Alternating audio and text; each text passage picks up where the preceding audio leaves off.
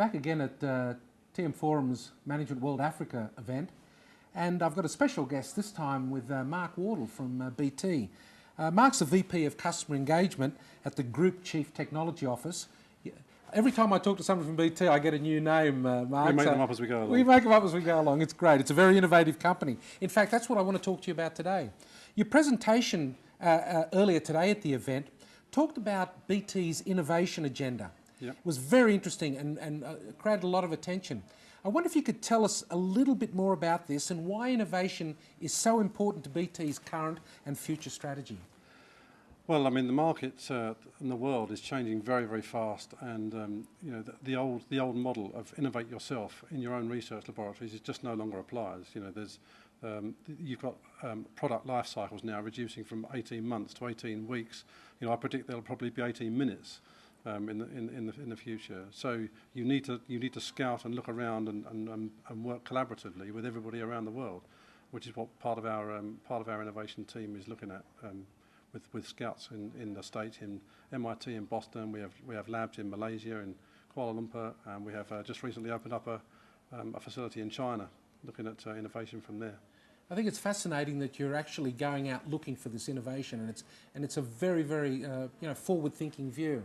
And mind you, BT lately has been very forward-thinking, so it's changing its image dramatically. Yeah, I think it's about it's also about applying that innovation, because it's all very well being in theory or keeping to the labs and inventing products or technology. This is about applying innovation to the customer and saying what benefit can the customer get from our innovation. An example I gave this morning was we're working with some banks now, and there are specific clauses being written into contracts. So these are not, this is not just theory. There is value in customer contracts where there is innovation clauses that we work with them during the life of the contract to innovate. And one of the things we're doing with the banks is looking at what banking in Second Life will look like. That's not on the banking agenda at the moment, but people are already making financial transactions from Second Life to First Life. Working with a bank over the next 2, 3, 5 years about what that might look like with the bank of the future is the type of thing that we're adding value to there. Well, you could tell me what Second Life is. I'd like to know. Yes, I'd like to get a First Life actually, but no, it's interesting because Second Life at the moment is kind of perceived to be the realm of a bit of a geek or maybe a gamer, because there's a lot of games like World of Warcraft type stuff, that's sort of sitting in Second Life.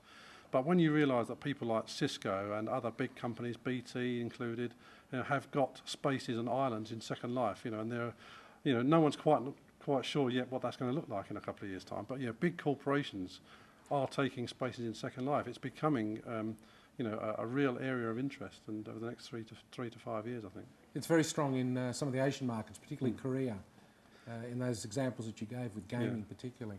Just talking back about BT's involvement with the TM Forum, you've been a very, very active participant in so many areas. You've provided access to counterparts in hundreds of other companies around the world. How important is this driving BT's innovation engine, being part of the TM Forum? Is it critical? Is it assisting you? Is it part of the process? I would say it's critical because it brings together people from different continents. Look today. I've met a couple of guys here today from the local operators around Johannesburg. And I've learned that some of the stuff we're doing, for example, in 5-star resorts, greenfield builds of intelligent city type applications may well apply to an African rural environment. I hadn't quite appreciated that, and so it's amazing that the links you make. A specific area, actually, I spoke this morning about BT's 21C platform. The 21C platform is really a sort of a jigsaw of building blocks where the idea is you build something once and you use it many times.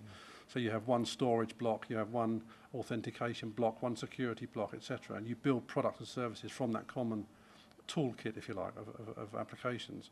And one of the things that we've had to do, of course, is to build a common operating systems between the different vendors to allow those blocks to talk to each other so that you don't have to have individual vendor operating systems and support systems. And there's a multi-technology operating system that's been developed with the with TM Forum, which is a fundamental part now of our 21C deployment. Are we eliminating the need for middleware by doing that? Partly it's more to do with making sure that these applications can actually talk to each other and exposing the APIs in a common way. Yep, makes sense. Now, as a European service provider, well, broadly speaking, what do you see as the key lessons learnt by established operators such as BT that can be applied by African service providers?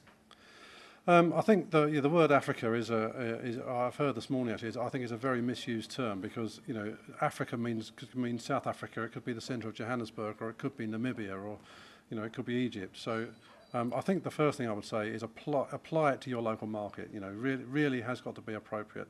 There's no point trying to sell broadband and IPTV services to groups that have not got a television or a PC or a telephone line. It may be that innovation in certain markets is to start to build a communications infrastructure, and not to add huge high value services. The return on investment is important as well. Sounds like good advice. Mark Wardle from BT, thank you very much for being with us today. It's a pleasure.